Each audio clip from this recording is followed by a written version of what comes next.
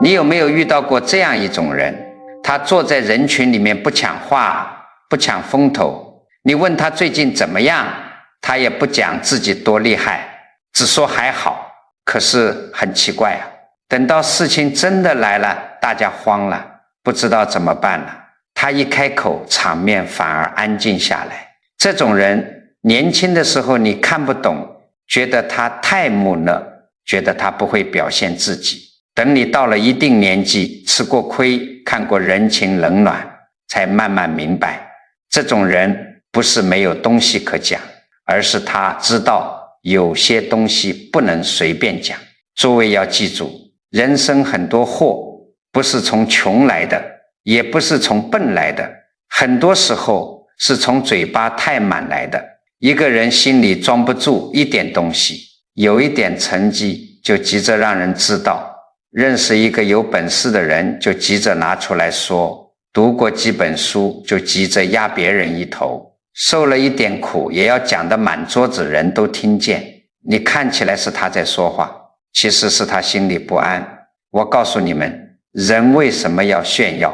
这个道理很简单，就是怕别人看不见自己，怕别人看不起自己，怕别人不知道自己也有本事。这个心人人都有，不丢人。可是你们要晓得，真正有分量的人不是靠嘴巴把自己讲重的。好茶不用喊自己香，水一冲就出来。一个人有没有德行，有没有智慧，不是听他讲什么，是看他遇事怎样做。老祖宗讲满招损，谦受益，一个水杯太满了，再倒一点就溢出来。人也是一样，心太满，话太满，福气就没有地方进来了。一个人越是逢人表现，越容易把自己放在众人的眼睛底下。你以为别人都在佩服你，其实人心很复杂，有人嘴上夸你，心里已经离你远了。你想想看是不是这样？有的人在饭桌上讲自己赚了多少钱，刚开始大家说哎呀真厉害，讲第二次别人还会笑一笑，讲第三次心里就不一样了。有人开始想，你这么有钱，怎么上次还让我请客？有人开始想，你认识那么多人，怎么一点小事还要麻烦别人？人心一动，缘分就变味了。所以真正聪明的人，他不是故意装低调，也不是怕别人知道，他是看透了人心这个东西不能随便去撩动。你把自己的好处到处摊开，就像把家里的门窗都打开，风能进来，灰也能进来。你把自己的福气挂在嘴边，别人听久了不一定替你高兴，反而可能替自己难过。这个时候你说的话就不是结善缘了，是在重比较。佛法讲得很清楚，人最难放下的就是这个我。你看我多好，你看我多有本事，你看我多有福报。这个我一出来，人就开始乱。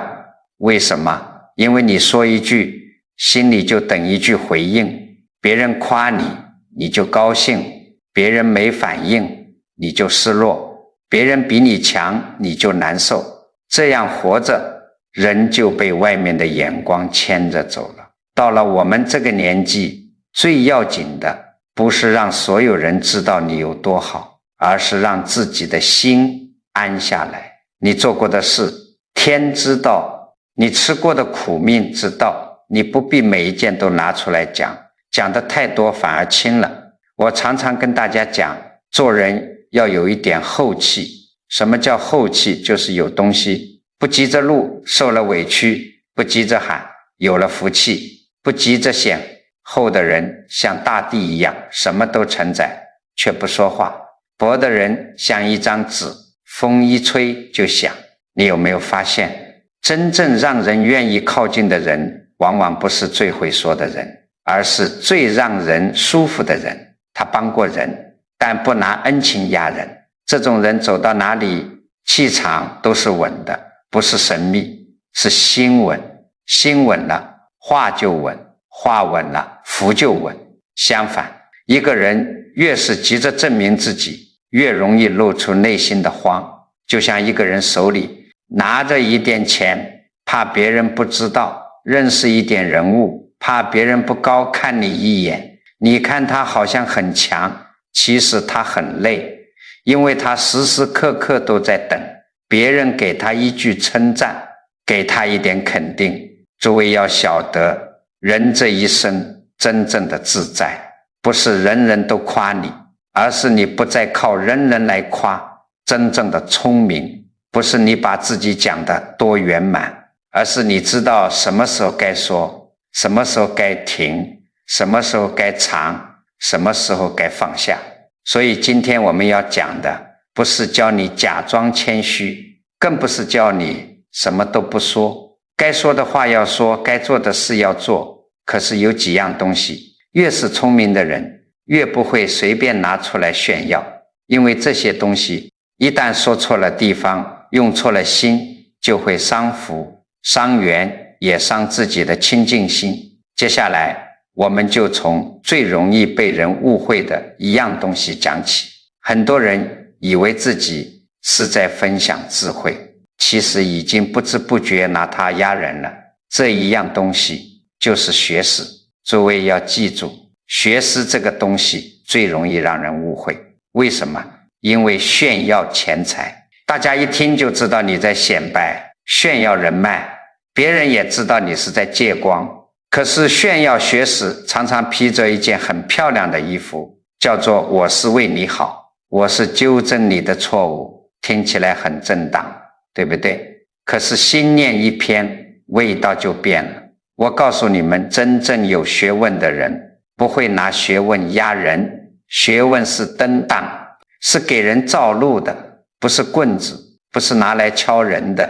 你若真懂，就要让人听了心里亮一点，而不是让人听了低头难看。你有没有见过这样的人？别人一句话刚说错，他马上插进来，不对不对，你这个完全错了。别人只是随口说一点看法，他立刻摆出老师的架子，讲得头头是道，旁边的人一句话都接不上。你说他懂不懂？也许懂一点，可是你愿不愿意再跟他说话？恐怕不愿意了。这个道理很简单，人不是木头，人都有面子，你当众把人压下去，道理就算对了，人心也不服。你赢了一个知识点，输了一个人的心，这个买卖不划算啊！真正有学问的人，他讲一句话，会先看对方接不接得住，对方不懂，他会讲浅一点，对方说错，他也不会急着把人家面子撕下来，他会给人一个台阶。你看，这是学问，也是慈悲。我给你讲一个小故事，有一个老书法老师，姓周，70多岁了，头发白了，手指也有一点弯，可是拿起笔来手很稳。社区里办活动，请他来写几个字。老先生穿得很普通，一件灰色外套，手里提着一个旧布包。旁边几个年轻人一看，心里就有点轻慢，觉得这个老人家大概就是写老人活动中心那种字。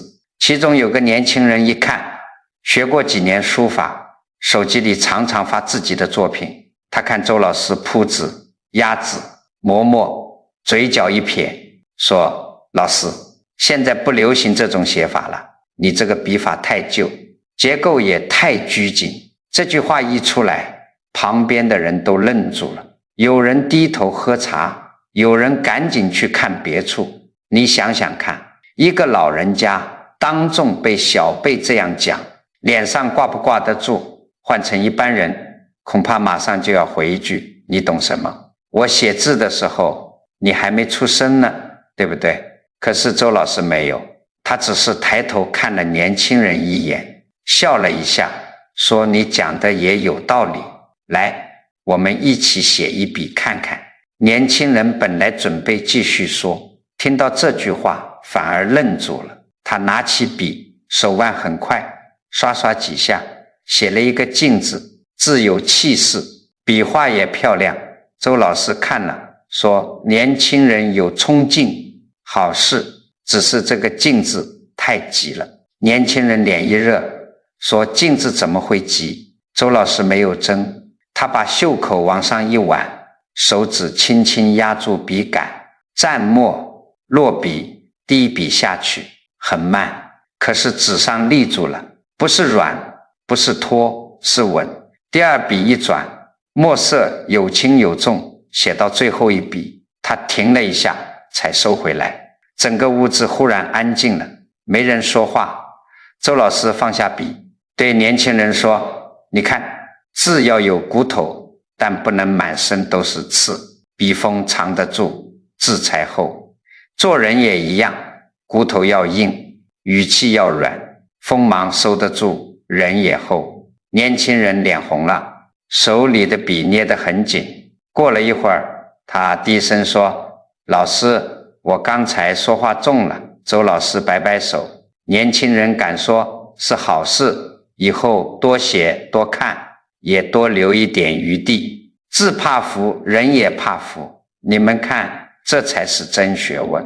老先生有没有本事？有没有被冒犯？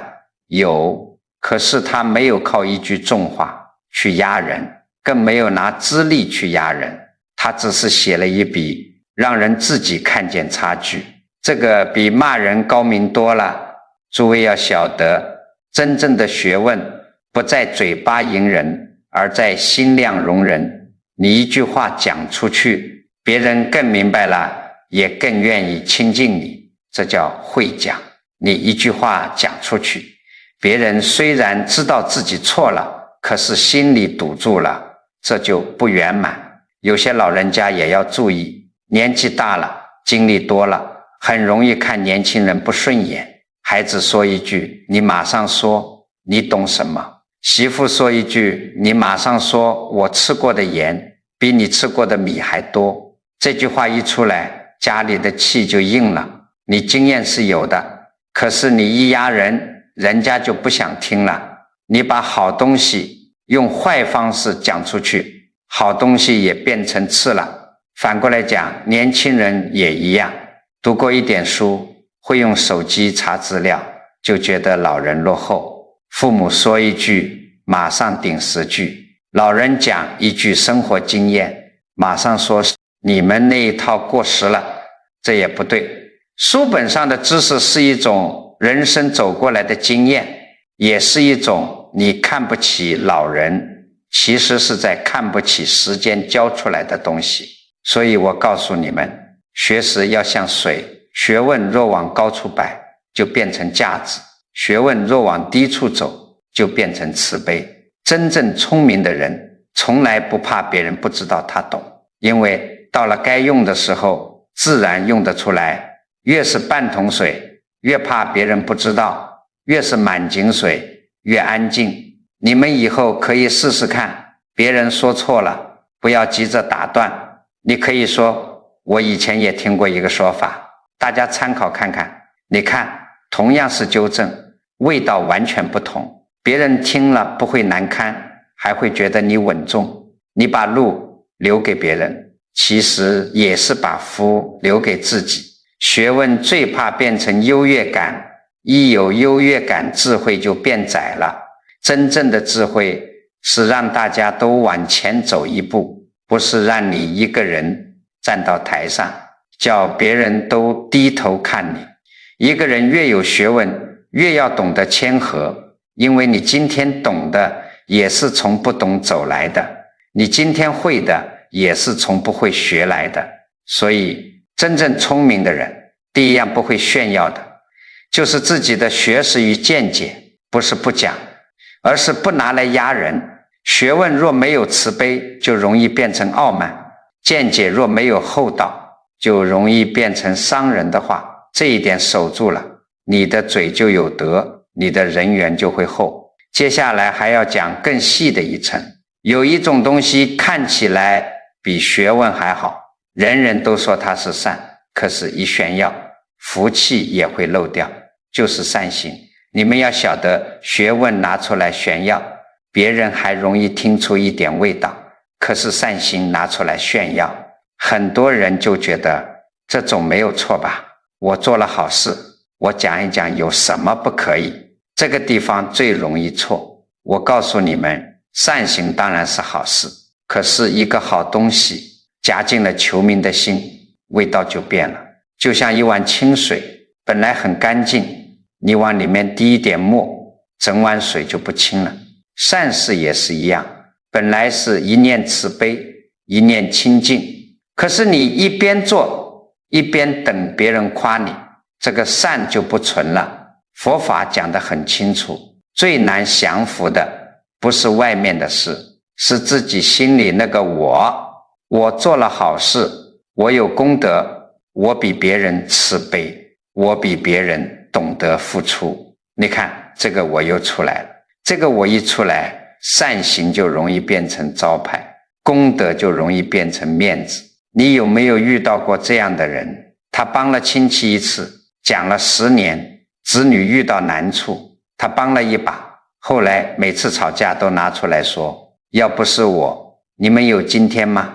嘴上说是实际上变成了压人的石头。受恩的人听一次心里愧，听2次心里烦，听多了心里就生怨。你说这是结善缘还是结怨缘？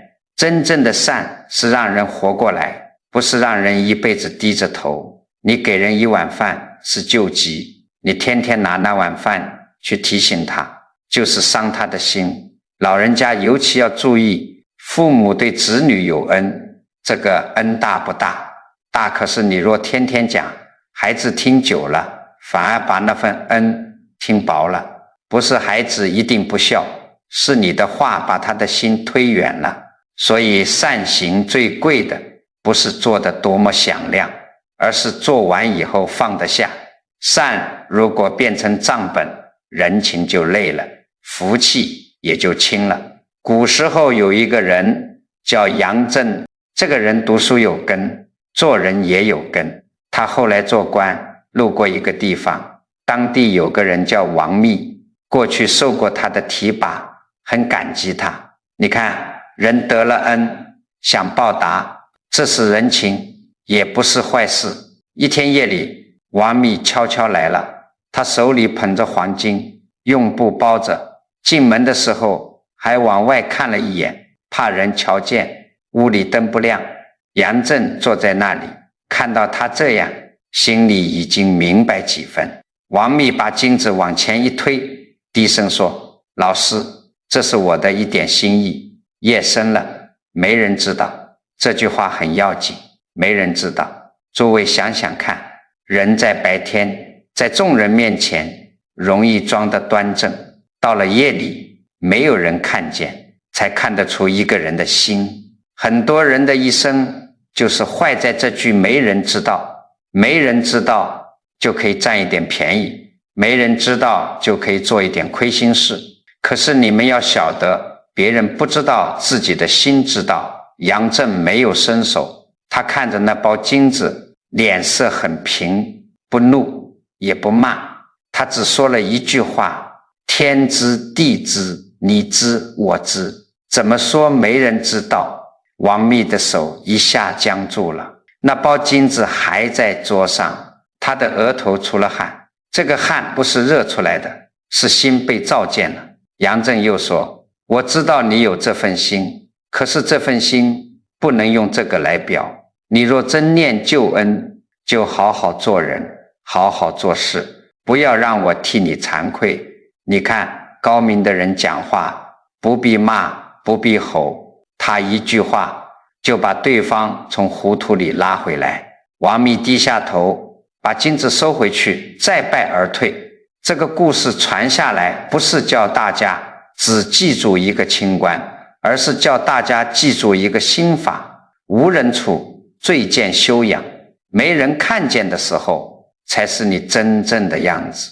我告诉你们，杨震锯掉的不是一包黄金，他锯掉的是一份会让心变浊的因，他留下来的也不是一个名声，他留下来的是慎独的气。什么叫慎独？不是嘴上讲的好听，就是一个人独处时照样不欺心，没有人看见，照样不乱拿，没有人夸你，照样做好事，没有人监督，照样守规矩，这就是真修养。所以阴德这个词，你们不要把它想得玄玄乎乎。阴德就是你做了好事，不到处讲，你守住了良心，不拿去换掌声，你在别人看不到的地方也愿意留一点厚道，这样的德最后，因为它不是做给别人看的，是从心里长出来的。有些人做善事，生怕没人知道，捐一点东西，照片要拍很多张，帮别人一次，要让所有亲友都知道。你说他完全没有善心吗？也不是。可是善心里面夹了名，福就薄了。你把善事拿出去换赞美，赞美来了，福就少了一层。就像你有一盏灯，本来可以照很久，你非要拿去给人看，风一吹，火就弱了。真正聪明的人不是不做好事，他更会做好事，只是他知道善要藏着养，藏不是小气，藏是让它在心里发酵，让它变厚，像种树一样，种子埋在土里才会长根。你天天把种子挖出来给人看，它怎么长？诸位老朋友听到这里，要回头看看自己，你有没有帮过子女以后常常挂在嘴边？有没有做了一点善事就等着别人说你有功德？有也不要自责，人都有这个心，关键是从今天开始慢慢改，以后你帮人就在心里说一句，这是我该做的，不求他还。你对子女好，就不要天天拿出来讲，你讲少一点，孩子心里反而记得久，你压少一点，家里的气反而柔。诸位要记住，善行最怕变成炫耀，恩情最怕变成控制。真正的福报不在你讲了多少善，而在你做了以后还能不能放下，这样的善才会护你，也护你的后人。上一样学识炫耀了会伤人，这一样善行炫耀了会伤德。接下来还要讲一种更常见的炫耀，很多人天天挂在嘴边，就是自己认识谁，朋友有多厉害，背后有什么靠山，以为能抬高自己。其实最容易把缘分讲薄。诸位要晓得，这个毛病很普遍，尤其人到中老年，坐在一起喝茶聊天，讲着讲着就容易讲到这里。有人说我儿子在哪个单位，有人说我女儿认识什么人物，有人说某某是我老朋友，某某跟我关系很好。讲的人觉得自己有面子，听的人表面点头，心里却慢慢起了距离。我告诉你们，真正聪明的人不会随便炫耀人脉。为什么？因为关系不是拿来撑门面的，是拿来守信义办正事的。你把关系天天挂在嘴边，听起来好像自己很有本事，其实是在消耗别人对你的信任。你认识谁不等于你是谁，你子女有出息不等于你可以到处压人，你跟谁吃过饭，谁跟你握过手，这些都不能代表你这个人本身有多少分量。人真正的分量还是看你说话算不算数，做事厚不厚道，遇到难事会不会推责任。有些人一开口就说这个人我熟，第二句又说那个人我也认识，第三句就说你有什么事找我。你听了会不会觉得稳？不一定。真正稳的人不会一上来就拍胸口，越是大声讲自己有人脉的人，越容易让人心里发虚，因为他不是在解决事情，他是在先给自己搭台子。佛法讲得很清楚，缘分这个东西要珍惜，人和人之间的关系不是白来的，别人愿意信你是因为你过去没有乱说话，没有乱求人，没有乱用人情。你今天拿别人名字到处讲，明天别人知道了，心里就会退一步，退一步以后，这个缘就薄了。有一个老人姓林，大家都叫他林伯，70多岁，平常很安静。有人问他子女做什么，他总是笑一笑，说孩子们自己过日子，平安就好。邻居们觉得他普通，衣服普通，讲话普通，出门提一个旧布袋。别人聊天的时候，常常有人炫耀，我女婿很厉害，我儿子认识人。林伯听了也只是笑笑，不接话。有一次社区里出了件麻烦事，楼下排水管老是堵，几户人家互相推，吵了几次，声音越来越大。一个老太太急得手发抖，说我家地板都泡了，这日子怎么过？另一个人也不服，说凭什么都怪我家？大家你一句我一句，脸都红了。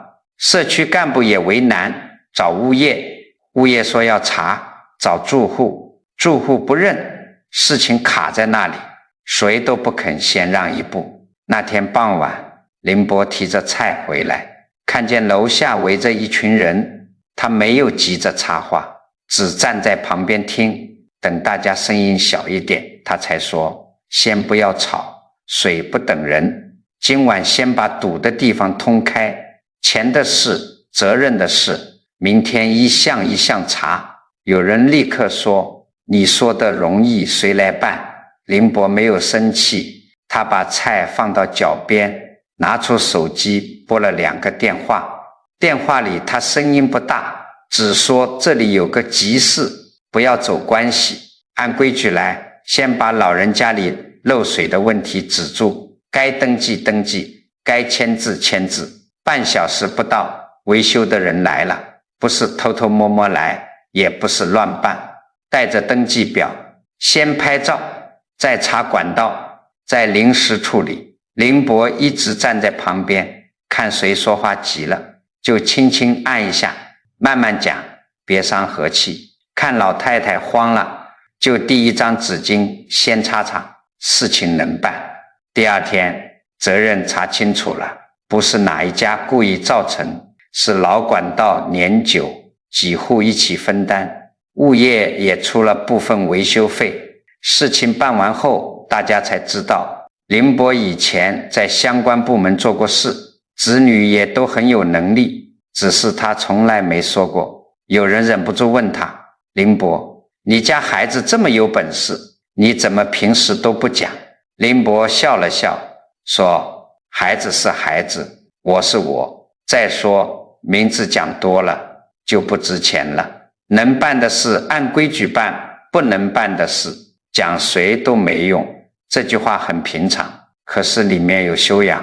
你们看林伯有没有人脉，有没有关系？有，可是他没有拿来显摆，没有拿来吓人，关键时候他用的是分寸，先把急事处理，后把责任理清，中间不压人，不乱许诺，不让任何人难堪，这才叫会做人。真正的人脉不是你在饭桌上说出来的，是别人心里愿意信你，这个缘是一点一点攒起来的，不是靠吹出来的。老人家尤其要记住，子女有出息是福气，但不要天天拿出来讲，你一讲多了，旁边的人心里会比较，有人孩子普通，他听了难受，你本来只是高兴，结果不小心刺到了别人。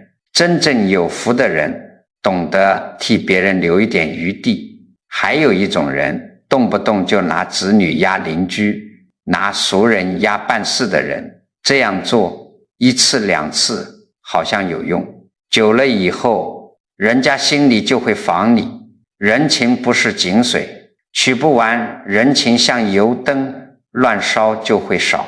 你今天烧一点，明天烧一点，等到真正需要亮的时候，灯反而暗了。所以聪明人不炫耀人脉，不是因为没有，而是因为懂得惜缘。关系越贵，越不能乱用，信任越深，越不能乱说。你把别人的名字当招牌，其实是在损自己的德，也在伤别人的信任。做人做到最后，靠山是什么？不是你认识多少人，而是你这个人靠得住。你靠不住，就算嘴里讲出一大串名字，别人也只是笑笑，不敢真靠近。诸位要记住，缘分要长着养，信任要省着用，该说的时候说，不该说的时候守住嘴。一个人能把人脉藏住，把分寸守住，这个人的气就稳，气稳了，人缘才长久。学是炫耀了，会让人难堪，善行炫耀了，会漏掉阴德，人脉炫耀了，会把缘分讲薄。接下来还要讲一种最容易引动人心的东西，很多人以为晒出来是风光，其实最容易招来比较和烦恼这一样东西，就是财富与享受。诸位要晓得，人一有点钱，最容易犯一个毛病，就是忍不住想让别人知道。我告诉你们，财这个东西不是不能有，人活在世间，钱财当然重要，佛法从来没有叫人穷得可怜，也没有叫人把日子过得灰头土脸。问题在有钱以后，心有没有变轻，眼睛有没有开始看低别人。这个道理很简单，钱财一路的太多，就会动人心。你说你家里条件好，有人听了羡慕；你说子女孝顺，每个月给你很多钱，有人听了想起自己子女不懂事，心里就酸。比较一起来，人与人之间那一点柔和的气就慢慢硬了。有些人本来跟你关系不错，因为你总是讲自己的好日子，他慢慢不来了，不是他一定坏，是人心受不了，天天被比较。一个人心里已经有苦了，你再拿自己的福气去换他，他就算嘴上说恭喜，心里也会退一步。所以真正聪明的人，有财不露，有福不显。他不是小气，也不是装穷，而是懂得护福。财要藏在德里，不要浮在脸上。浮在脸上的财容易招风，藏在德里的财才能养家。古时候有一个人叫晏子，他个子不高，官位却很高。身居高位的人照一般想法，应该住大房子，坐好车，吃好饭，穿好衣。可是晏子不是这样，他住的地方不宽，穿的衣服不讲究，吃饭也简单，旁人看了有时候都替他着急。有一次齐景公看不过去，景公心里想，晏子是重臣，天天这样朴素，别人会不会说自己亏待贤臣？于是就想赏给他新宅子，让他住得体面一点。晏子听了，没有马上谢恩，也没有装出一副清高的样子，他只是很平静地说，我住的地方够我安身，吃的东西够我养命，若再多求，心就容易散。这句话很轻，可是分量很重。旁边有人不理解，觉得做大官还这么节俭，是不是太过了？晏子没有争，他只是把衣袖轻轻放下，说上面的人若贪图享受，下面的人就会跟着学，风气一坏，最苦的是百姓。你看，他讲的不是自己省几个钱，他看的是人心，看的是风气。一个在高处的人，若天天讲排场，下面的人就会学排场。一个有才的人，若天天嫌享受，旁边的人也会动心。动心以后，家里就开始不安分，社会上也开始攀比。有一天，晏子出门，车马很简朴，路边有人认出他，小声说，这就是晏相吗？怎么这样简单？随从听了有点不好意思，低声说，大人，您若换得体面些，也免得别人议论。晏子看了他一眼，说，衣服是给身体穿的，不是给虚荣穿的。车马是为赶路用的，不是为压人用的。这句话诸位要记住，现在很多人的钱不是花在需要上，是花在面子上。买东西的时候不问自己用不用得上，先想别人看不看得见，这就危险了。不是说会有什么可怕的事，而是人的心慢慢被钱牵走。钱本来是工具，你一炫耀，它就变成主人。你要靠它让别人高看你，你就已经被它牵住了。我常常看到一些老人一辈子辛苦，好不容易晚年手里有一点钱，本来是福，可是嘴巴太满，逢人就讲，讲到后来亲戚来借，朋友来求，子女也开始盯着，你不给，人家说你小气，你给了，自己心里又不安，原来安安稳稳的晚年变成一堆人情债，你说苦不苦？所以财富要有分寸，最怕的是拿钱去证明自己。一个人若非要靠钱证明自己，说明心里还不够稳。佛法讲得很清楚，世间一切东西都是因缘聚合，钱财来了是因缘，钱财留得住，也要靠德。你有财却不懂得惜福，跟着学攀比，这个财就变成烦恼。你有财却懂得低调，这个财就成了福田。真正富足的人不是外面亮的刺眼，而是里面安稳。你看燕子，它不是没有条件享受，而是知道享受太过，会使心变粗，心一粗就看不见别人的难处。诸位要记住，财气不是越露越旺，福气也不是越晒越多。财若没有德来托，就容易变成负担。德厚的人有钱也让人舒服，所以真正聪明的人不炫耀财富与享受，不是怕别人知道他过得好，而是他懂得替别人留余地，也替自己守福气。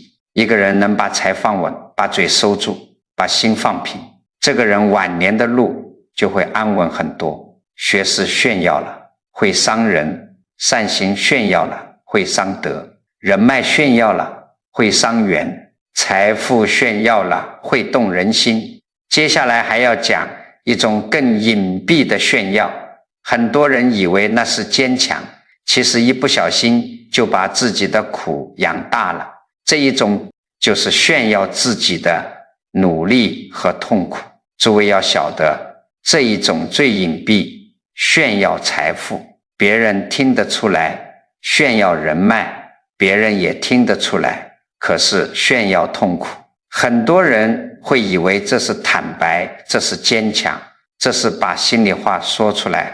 其实苦当然可以说，人不是石头，憋久了也会伤心。可是如果一个人天天把自己的苦挂在嘴边，逢人就讲，慢慢地他就会被这个苦绑住。我告诉你们，努力是好事，吃苦也不是坏事。人生到这个年纪，谁没有吃过苦？年轻时奔波，老了身体不如从前，心里有许多委屈，当然苦。可是苦有两种走法，一种是越讲越怨，一种是越过越明白。这个道理很简单，你每讲一次我命苦，心里就把这个念头刻深一次，讲久了，你看自己就只看到苦，看子女也只看到亏欠，看日子也只看到不平。佛法讲得很清楚，心被什么抓住，人就往哪里去。你若天天抓着苦不放，苦就像一根绳子，把你越缠越紧。有一位中年妇人姓陈，她母亲年纪大了，脑子不清楚，常常把白天当晚上，把女儿当外人。夜里2、3点，老人突然坐起来，拍着床板喊，我要回家，我要回家。其实他就在自己家里。陈太太本来已经睡下，听见声音马上披衣起来，她没有吼也没有抱怨，只是倒一杯温水，走到床边，轻轻扶住母亲的背，说，妈，先喝一口水，我们等天亮再走。老人推开他的手，皱着眉，你是谁？我女儿呢？这句话最伤人，亲手照顾的人被母亲认不出，心里像被针轻轻扎了一下。陈太太眼眶红了，但没有回嘴，她把水杯放稳，拿毛巾给母亲擦手，低声说，我在这里，你放心。这样的夜晚不是1天2天，饭刚喂进去，老人又吐出来，衣服刚换好，转身又弄脏，刚坐下喘口气，老人又喊人，亲戚偶尔来看看，坐10几分钟就叹气说，你真命苦啊。陈太太只是笑一笑，老人以前也这样照顾过我。这句话不响，却很有分量。他不是没有累，手背上因为常洗东西，皮都粗了。有一次，他把母亲扶到椅子上，自己转身进厨房，手扶着灶台，闭着眼站了半分钟。他女儿看见了，问妈，你是不是很累？陈太太睁开眼，笑笑说，累是累，可是人不能只记得自己累。外婆年轻时也有她累的时候，孩子没再说话。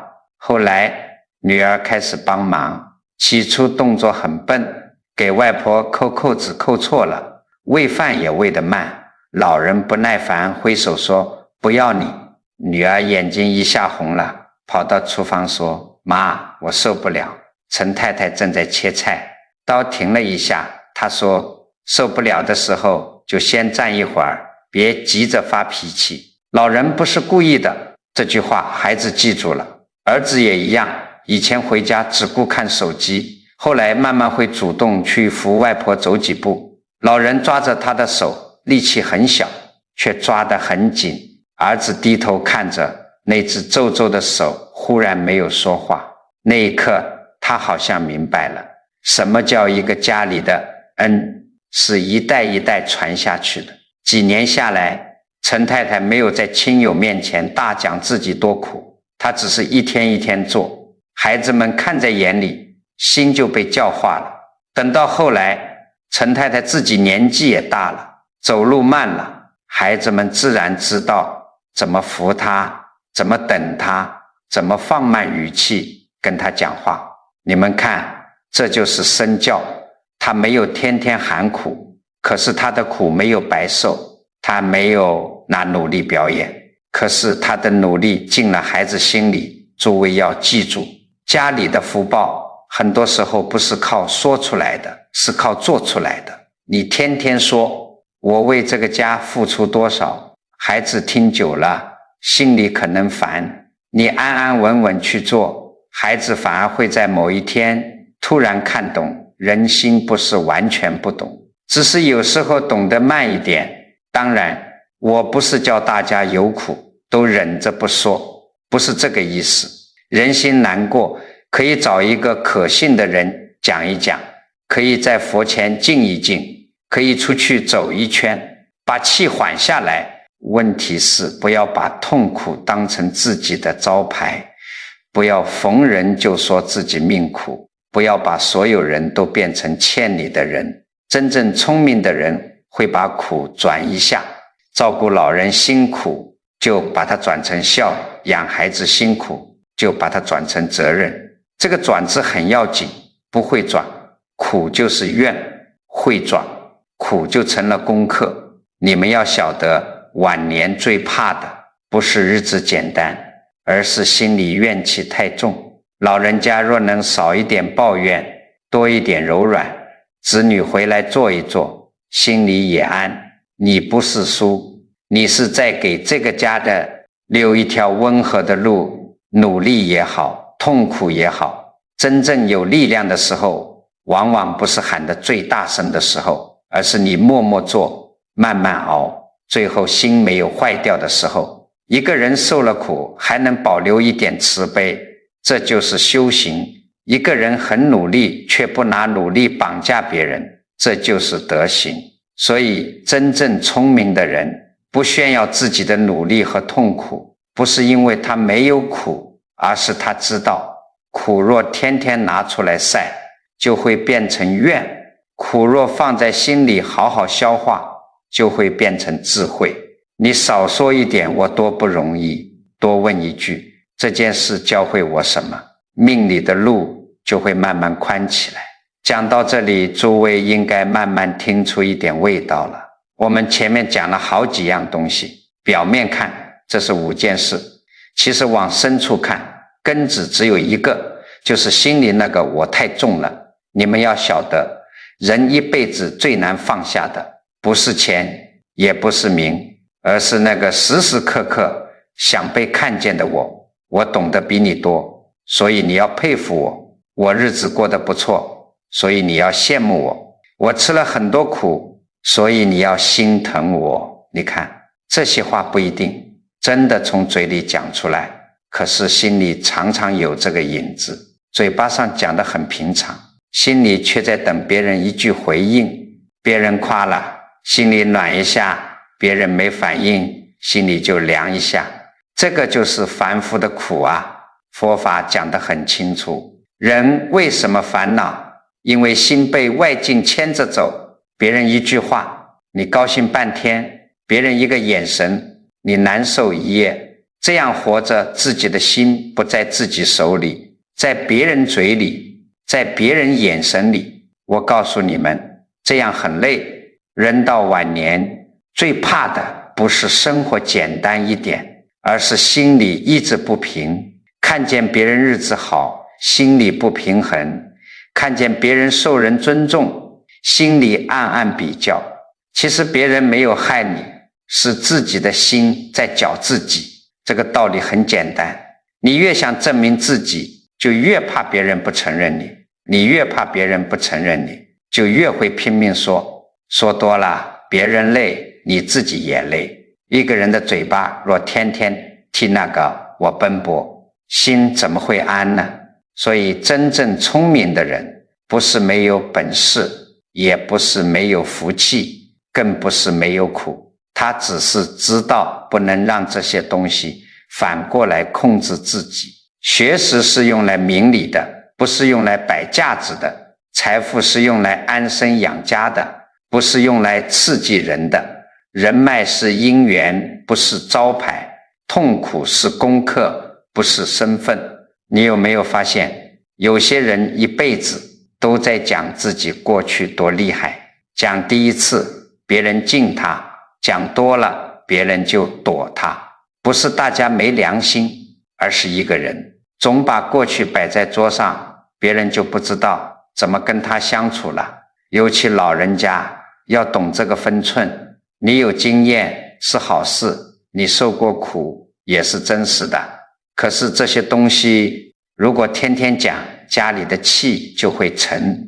孩子回来看你，本来想陪你坐一坐，结果一坐下就听见你诉苦，翻旧账，讲功劳，他下次就怕回来。你说他不孝，他也许有不周到的地方，可是你也要想想自己有没有把家里的气弄得太紧。诸位要记住，人最怕把好东西用坏了。学问是好东西，用来压人就坏了；善行是好东西，用来求名就坏了；财富是好东西，用来炫耀就坏了；苦难本来也能磨心，用来抱怨就坏了。不是东西不好，是心念一偏，味道就变。真正的修行在哪里？就在你开口之前，先照一下自己的心。你说这句话是想帮助人，还是想让人佩服你？你讲这件事是为了把道理说明白，还是为了证明自己没白受苦？这一照，很多话就会停下来。我常常讲，心里有主的人不需要时时证明自己。一个人心里没有主，穿得朴素也会炫耀自己清高。心里有主的人，日子过得好也不会拿来压人。所以关键不是外面怎样，是里面有没有定。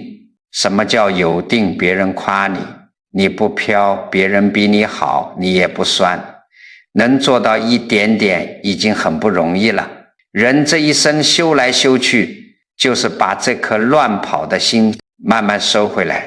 你们看，那些真正让人敬重的人，往往不是话最多的人，他们有一点厚，有一点稳，有一点不急，你跟他相处不会觉得心累。这样的人福气自然留得住。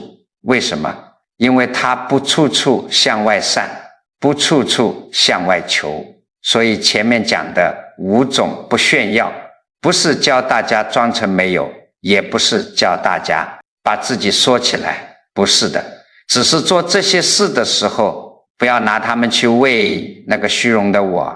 人一旦不再靠炫耀证明自己，心就会轻很多。你只要把自己的日子过正，把自己的嘴守好，把自己的心慢慢调柔，这个福不是突然来的，是一点一点聚起来的。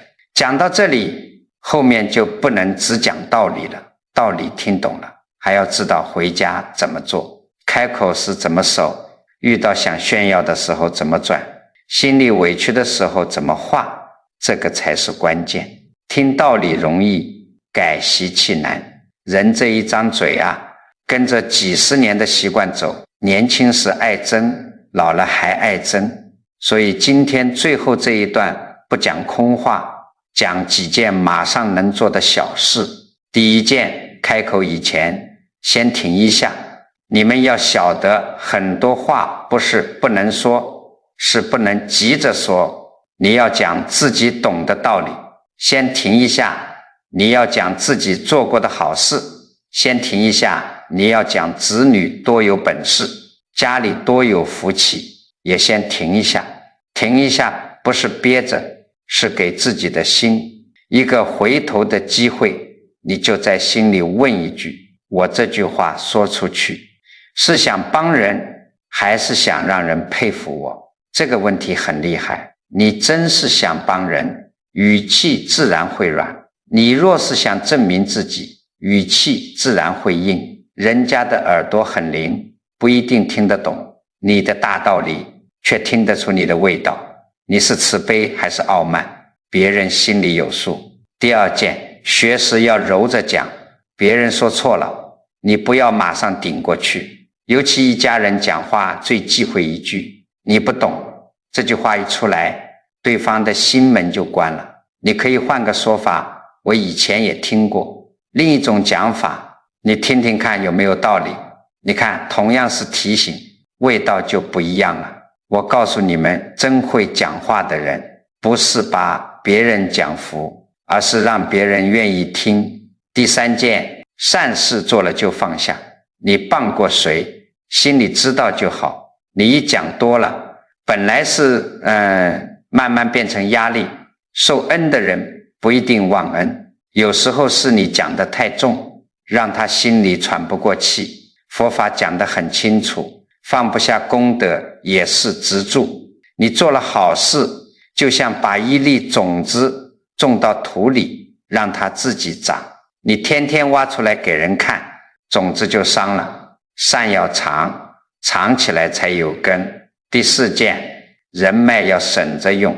有些老人家最喜欢讲子女多厉害，自己认识什么人，讲一次别人听听，讲多了别人心里会多。真正有分量的人不靠这些话撑场面，你越不讲，别人反而越敬你稳重。关系这个东西用一次就少一点人情味儿，不是说不能用。真有正事急事该找人帮忙也可以，但要按规矩来，要替别人留余地。你不要把别人的名字当成自己的招牌。第五件，钱财要稳着手。家里有一点积蓄是福气，子女孝顺是福气。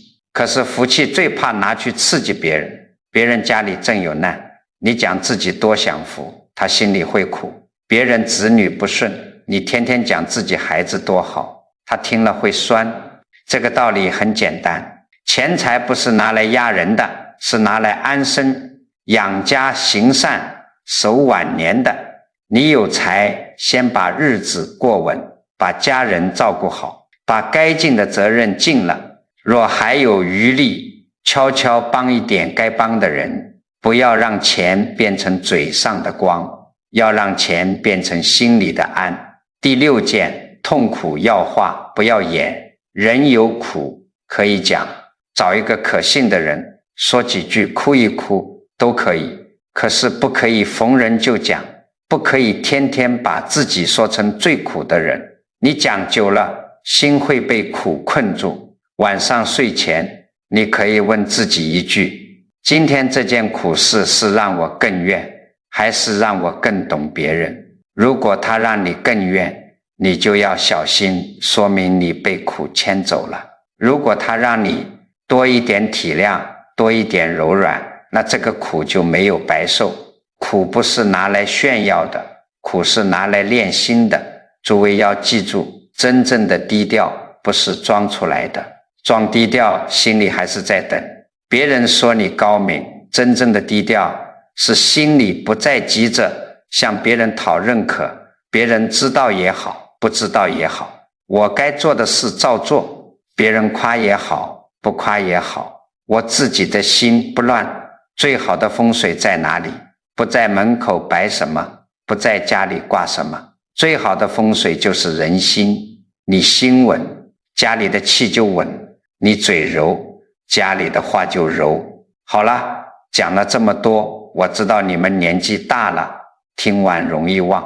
我再最后啰嗦一遍，有几样东西不要拿出来炫耀，懂一点学问，不要压人，做一点善事，不要求名，认识一些人，不要乱讲，家里有点财，不要刺激别人，吃过一些苦，不要拿来绑住自己。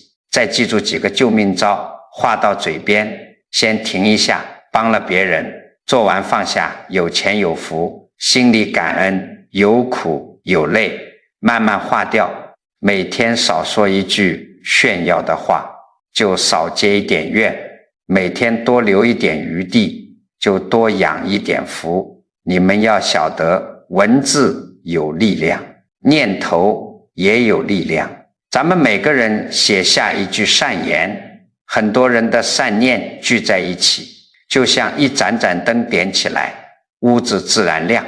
如果你觉得今天这段话对你有一点帮助，请动动手指给南老师点个赞，点个关注。你每一次转发不是凑热闹，是把一个提醒送给亲戚朋友，也许他正因为爱炫耀败掉一段缘，也许他正因为心里苦讲到家人都怕，你把这段话转给他，可能就让他少说一句伤人的话，少走一段弯路，这也是积福。也请你在评论区留一句善言，你可以写愿我少一分炫耀，多一分厚德，也可以写愿家宅平安，福气不散。你写下的每一个善念，最终都会回到你自己的心，也会回向到你在乎的人身上，